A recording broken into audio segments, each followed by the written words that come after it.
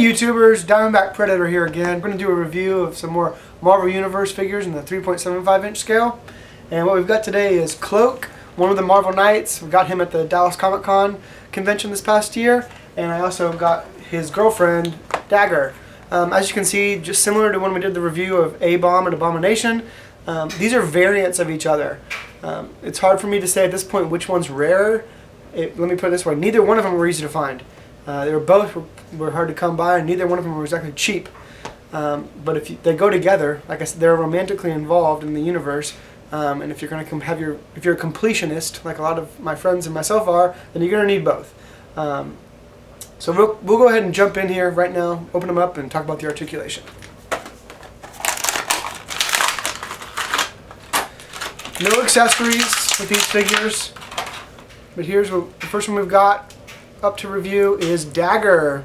And Dagger is a very attractive little character. She's got ankle rockers on her ankles, and she's also got the back and forth pivot that can spin around as well.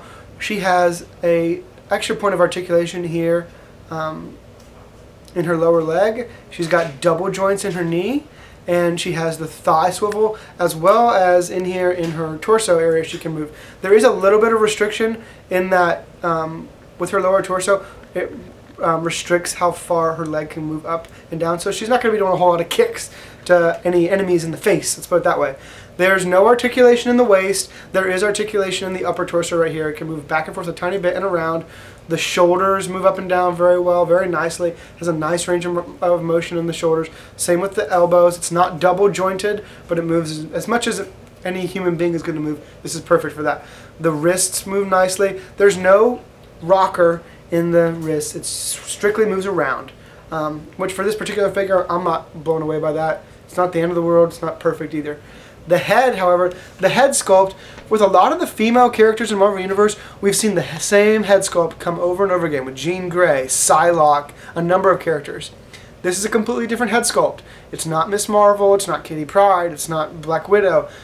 So I'm always happy when they give us a brand new head sculpt. I know other customizers out there that makes them equally happy. So we'll go ahead and jump into the next character, which is her boyfriend, I guess husband, Cloak. Cloak's a pretty cool figure. He's more of an obscure figure. I never even heard about him until the 90s, which I think is when they first came around. Well, he's really in there. Okay. Here's Cloak. First, let's take a look at Cloak's cloak. Very cool paint job. I hope everybody can see the stripes on that. If everybody can see the stripes on this thing, it's really nice. And on the front, there's a little emblem on here. I don't know if everybody can see the emblem. Hopefully you can. There's a little emblem below the hood of his cloak. It looks kind of similar to Doctor Strange, the way his cloak was, but it's hard for me to tell 100% if they reused it. It looks like it's actually different. It looks a little similar, but it's actually different. And now, as far as articulation, let's talk about that a little bit. He does not have ankle rockers. He does have one ankle joint, so he can move his foot up and down. His knee is double jointed. His thigh has a nice range of motion as well.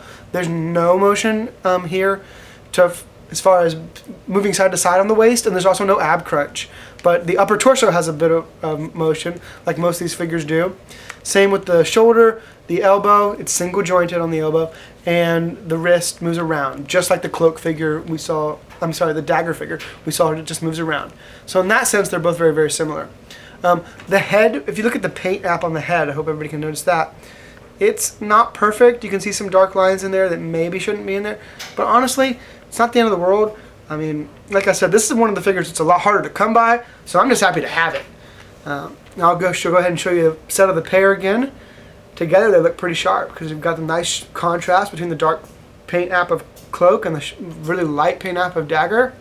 So all in all, I'm very pleased. It's too bad this is at the very end of the Marvel Universe figure line, because I'd love to see more stuff come out that's on par with how well these ones are done. So I hope this is helpful to some of you other collectors out there, and I hope you go out and you can find these guys. This is Diamondback Predator signing off.